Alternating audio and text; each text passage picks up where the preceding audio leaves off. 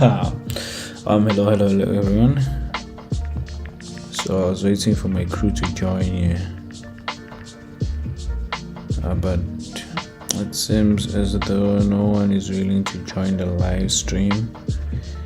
Some are complaining about the network, so I'll just do a quick one. Okay, I'll just do a quick one. So what I'll be reviewing here is today's NQ Silver Bullet. And of course, if you haven't subscribed to the podcast, I would suggest that you do. I did a crypto unveil. It's a beginner's guide that I did I think a month ago. Excuse with a good friend of mine, just a 41 minutes long podcast where I'm just explaining and just basically it's just me teaching the basics about crypto. So without further ado, let's just go get to business. So I'll just do a quick one because the video is already long and I haven't been sharing that. I haven't been saying nothing on the video. This is my first live stream, so I had to check if the software is working, if I'm recording, if I'm audible. So I was just checking on my phone here, confirming things. This is my first live stream.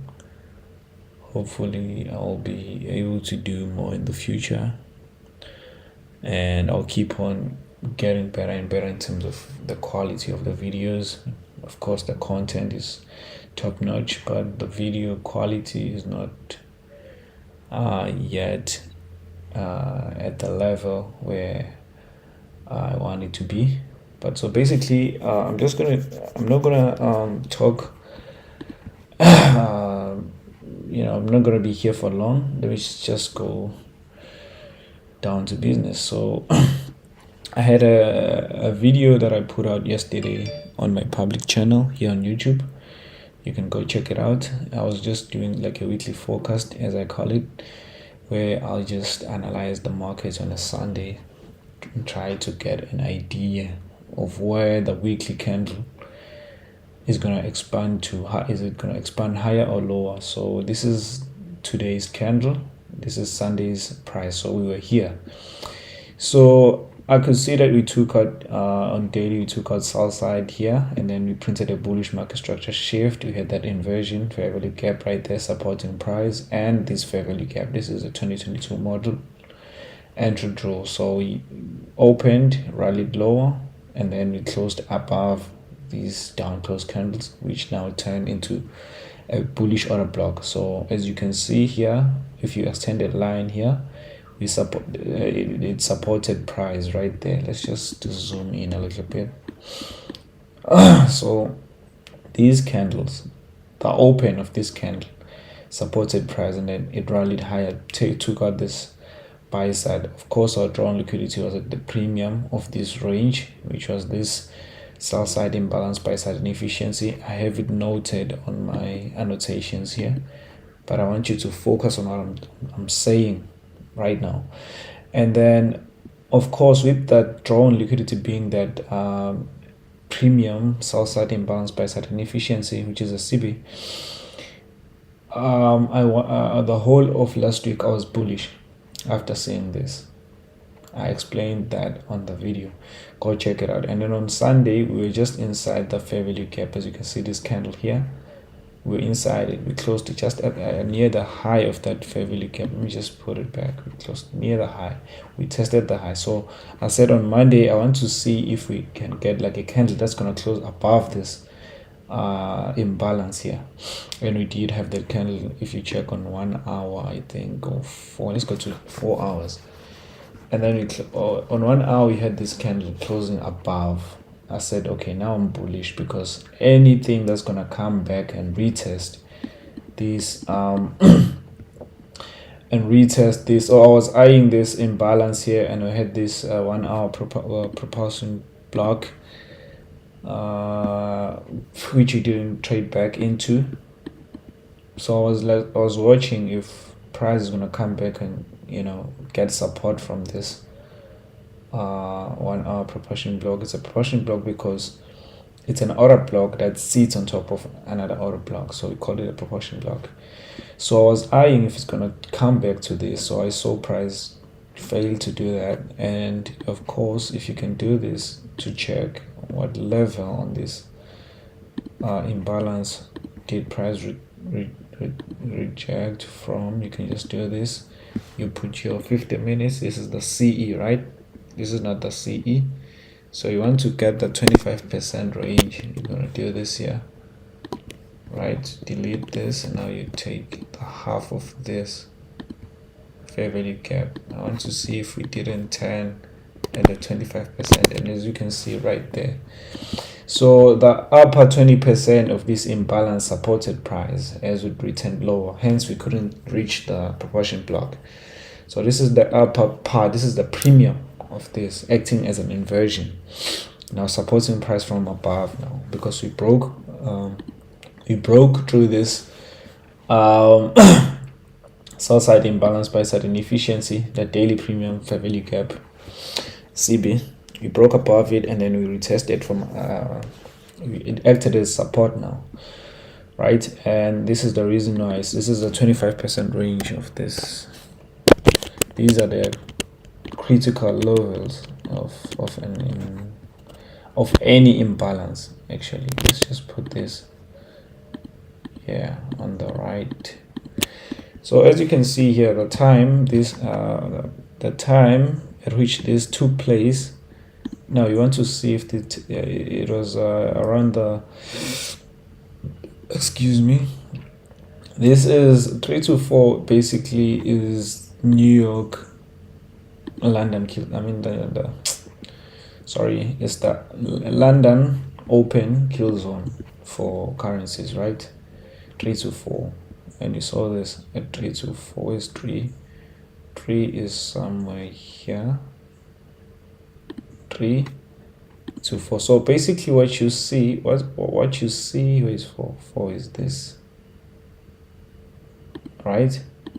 So we're just bearish, we hit this, and then we took sell side here. Look here, we took sell side, bullish market structure shift. I was bullish after I saw this, and of course I had this line acting as I could use this as my entry, and the imbalance here. This is a 2022 model on its own, and this was still London open because 5 o'clock is somewhere here, 5 is somewhere here, and right at New York AM 7 o'clock, 7 o'clock right here, this thing was already bullish. So that's when I entered my position on GU to take it down, because GU and EU are basically an inversion of this. So it's 10.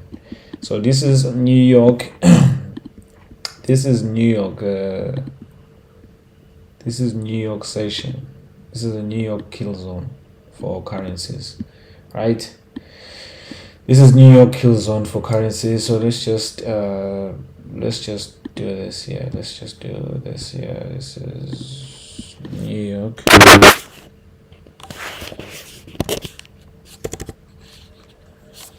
Let's just say NY, New York kill zone. Why is it in small letters? New York kill zone, right? So let's just do it like this here. See that? And let's go to GU at 7 and see what transpired there. So at 7 I had this analysis right on EGU. Let's go to 15 minutes a high time frame, and I'm gonna pull out EU as well. But already you are just looking for any imbalance that you can engage price on to take this thing lower, because you already know that dollar is bullish that side. You can either take EU or GU. EU in this, GU stood a better chance in this case. I'll show you why. Let's go to this EU here. and to show you at 7 o'clock GU had a better chance. EU was already down there, so it had left. So that's why I took this GU. I have a lot of people complaining that I'm always now on indices. Why am I not trading currencies anymore? Because not everyone has current funds to trade. Indices. So I said no. Let me take this Monday, and visit this side and see what's happening. Yeah, what is my analysis? This is like, yes, this is the one. Let's go to 15 minutes. So basically this is what I was doing, and you can even go check my Instagram. I have the same screenshots posted, because on my phone I'm also logged in on the same trading view, so you can see clearly what's happening there. So on as you can see, GU had been bearish since like last week. It was bearish because of dollar was bullish the whole week last week. You can see here dollar has been bullish. Okay, this is like a smaller time frame, but let me not go there. You saw, man, from that inversion, if I look up down there on daily going up, that's the reason why AU is like this. So on 4 hour, let me just I'll remove the annotations here. You can see on 4 hour we had this order block, which I was hoping to see it hold the price lower, and it did its job because we had an imbalance that we traded back into, so it was filled. I wasn't having any imbalance up there, and we also had that imbalance which we traded up into, so I was just looking for lower prices on euro, and dollar gave me a good reason why I should take euro down. So on 15 minutes we had, okay, so on 4 hour we had that the sell side imbalance, buy side inefficiency, right? I have it highlighted here. It's here. Is it on 4 hour? Let's go back to 4 hour and see. So we had that, and that we traded up into that. So today, let me just open session breaks here. Today, where is today? Okay, there you go. Let's go to 5 minutes so you guys can see clearly. So this is today. You're gonna see a green vertical line. Where is it? Okay, here we go. There's it here. So this is today. We traded up into that 4 hour, which I was hoping to see hold price. We traded up into that 4 hour BC, and also the lower 25% acted as resistance, and then we saw a bearish market structure shift, right? We saw a bearish market structure shift after trading inside that 4 hour, and then this fair value gap was a good entry to take it down. You look at the time for this, it was around 6, but the dollar index was not yet around 6. Let's check what dollar index was. It was around here at my entry. It was a good one to take this thing down from there, because the dollar index was at an imbalance. That was a discount of this price. Like, this is discount because broke market structure shift discount. It's a good buy. So if it's a good buy on dollar, it's a good sell on euro always. Okay. So and euro is also at an imbalance here.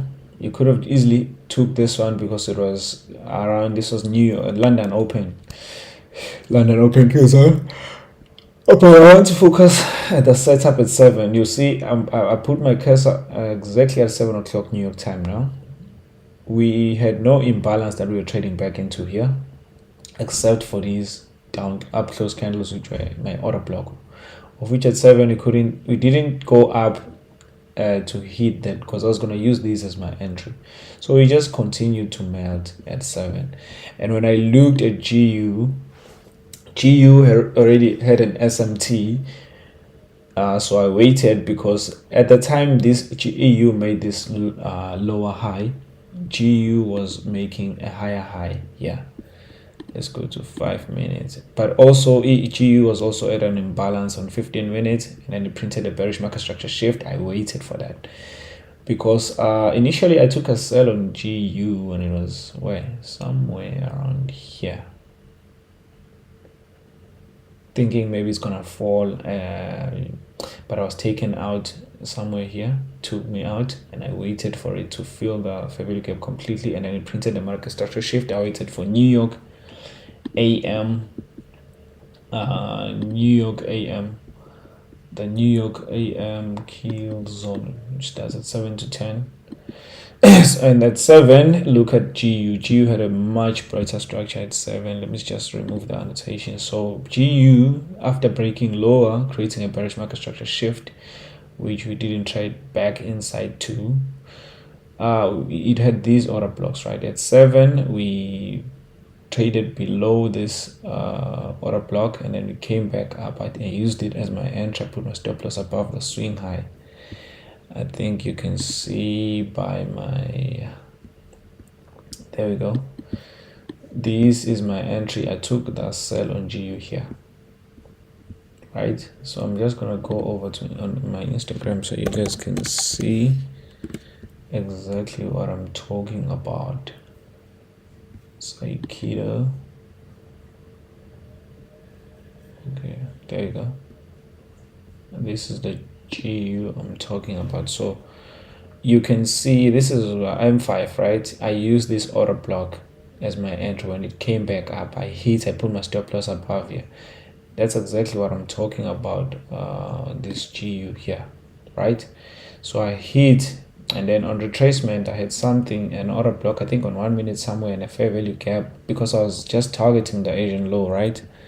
I was targeting the Asian low, and then I hit when I saw something on 1 minute. I think there was a fair value gap and an order block. Let's just zoom in so you can see, guys, so you can see. Yes, I had something. Yeah, I had price traded lower, and then I had the order block and this fair value gap. I kept on adding positions. It's visible if you check my here, just down here, you can see here. There we go. I added more positions. I was confident because euro was also melting even lower, and this is the analysis I'm sharing with you right now. This is the analysis, and this is how I was flipping 10,000 US dollars on this one, guys. So I managed to flip the account, double it with this movement only. I made 15k on this one. So but the analysis was just based on the dollar. And then when at 10 and 11, there's also a silver bullet AM. I wasn't paying attention, so I missed this one, because I could see that actually we took out an old low, a low from the August, sell side liquidity and bullish market structure shift, fair value gap, and the right time. This is now this is New York AM silver bullet. This is silver bullet hour. So this is the silver bullet, and you can just target the high, the recent high, the internal range liquidity, and bang, this is gonna maybe triple the account, because my stop was just gonna be below the low here. So I was gonna go big on this one, and then just target this. I was gonna flip this account, double 5x the account, but I wasn't paying attention. I had already moved from my currencies to indices now. So I'm gonna share my analysis on NASDAQ today. So basically NASDAQ was just an easy target as well, but I arrived late as I was busy with my currencies. So you guys will see that I got an entry just up there. I also shared that entry on my Instagram. So I'm just gonna do this here. So basically in NASDAQ I was also bearish on NASDAQ, but the entry was during the London. Well, while I was busy with GU and EU, I couldn't get this entry here, but this was a beautiful entry to take it down, because on a high time frame things were balanced going up, and then we had the 1 hour order block, which is visible there. Let me just go up a bit to a high time frame, just a little bit. Now we are there. Beautiful. So I'm gonna be bearish from there, but we are not there yet, guys. So this is today's price. Today starts here up until the current market price, right? So we had this fair value gap and a bearish order block right there, and I was waiting for this, but I was busy with GU. I couldn't get an entry to take this thing down, you see.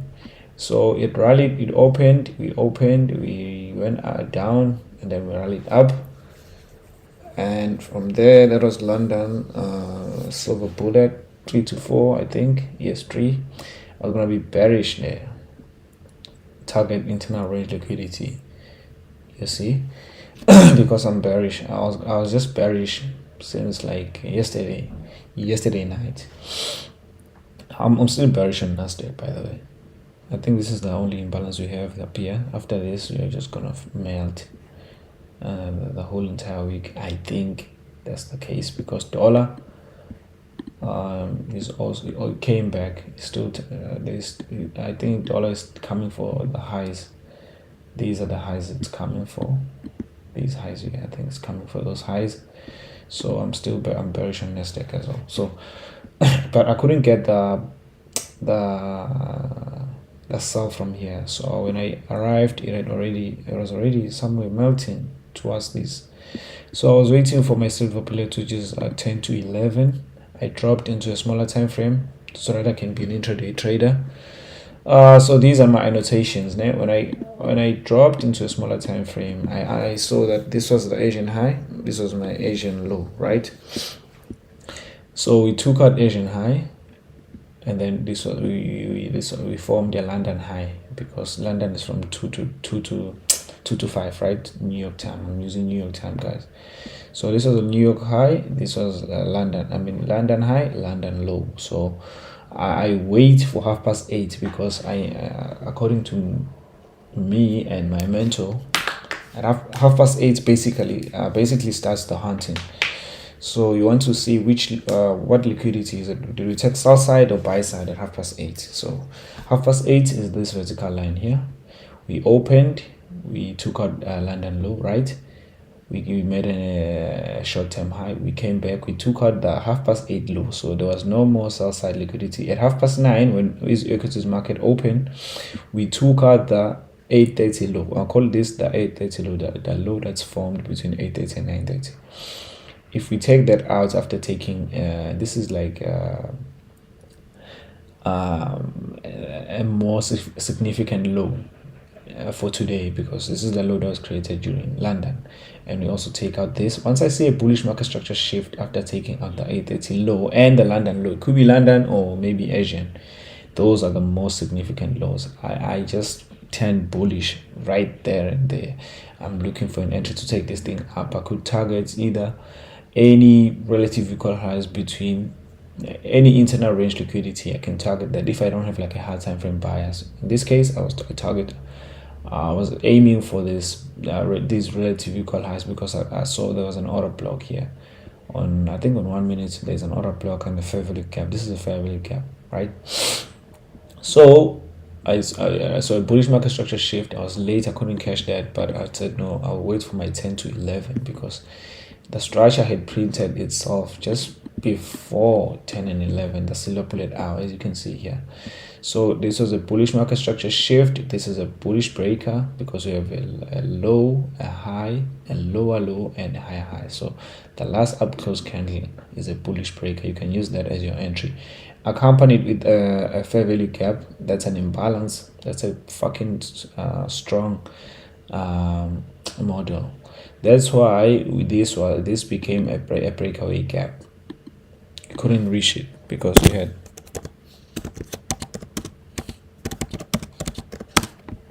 breakaway gap, which is in the form of a buy side imbalance, sell side inefficiency, right? So and then we had this breakaway gap, right? We couldn't reach it because we had this fair value gap, the M3 fair value gap. It was much more visible on M3, but even on M1 you can see it, the fair value gap. This was a good entry to take this thing up, but I wait for 10 and 11, the silver bullet hour. So basically, a silver bullet is a continuation if you already established like a bias, even if it's a short-term bias. You don't need, yeah, because the hard time frame objective wasn't achieved. I was targeting the highs there, so I extended this fair value gap from 5 minutes. Once price closed above it, and we kept on testing the low of this inversion fair value gap, this whole area became now a balanced price range because we traded up into it, down, up, and we crossed over above it. Now this is a strong, it's no longer an inversion fair value gap, it's now a balanced price range. So I waited for my 10 and 11. We crossed over after testing the low. We closed above here, leaving this bullish order block. I extended that. There was a fair value gap on, I think, somewhere. Oh, I didn't wait for a fair value gap actually. I hit on reversal when we retraced back to this order block. I hit and I put my stop loss here. And of course, that is also visible on one of my posts from today. Here, this is the Nasdaq 1 minute. So we took buy side. I mean, we closed above this order block, came back, and I hit. You can see the arrows right there, and then I targeted the highs. As you can see, I closed when it reached the highs. This high here, the buy side here, the one that I was targeting, and that was today. That was my silver bullet for today, guys. So also there was a London high as my next drop, but I couldn't. I was already I think I made like $1,000 on this. So that was my target for this trade, and then I was done for the day. So that's it for today, guys. It's a long live stream, and I'm sorry for wasting your time in the first few minutes. This is like the first live stream I've ever done in my life, so it's a learning curve for me. I hope you enjoyed the video, and the silver bullets is now like I'm sure you guys can it's like second nature now. It should be second nature by now. It's easy. It's an easy model. It pays for bills, it pays for rent, it pays for everything. Cheers, guys. I hope the lesson was insightful, and yeah, talk soon. Bye.